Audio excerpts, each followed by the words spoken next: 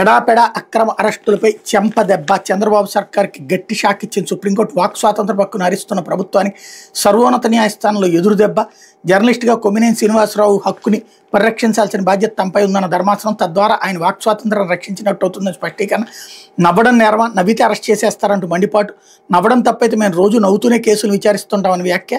AP ప్రభుత్వ తీరుని తీవ్రంగా తప్పుపట్టిన సుప్రీంకోర్టు కొమ్మినేనికి బెయిల్ మంజూరు, తగిన షరతులు విధించాలని కింద కోర్టుకి స్పష్టీకరణ.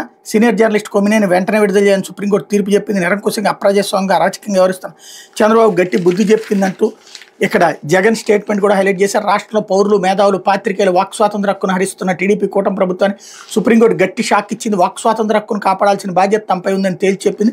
సీనియర్ పాత్రికేయులు కొమ్మినేని శ్రీనివాసరావు అరెస్టును తప్పుపట్టింది.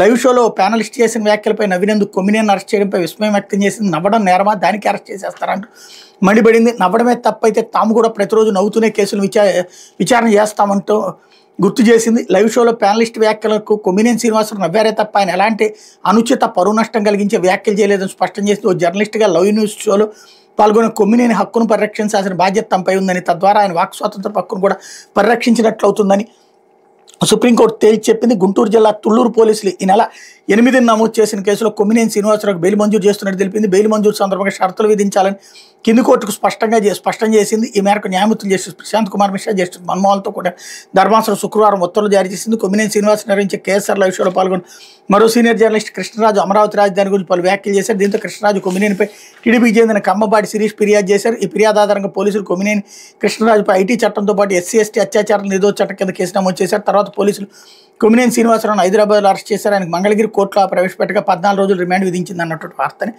హైలైట్ చేశారు.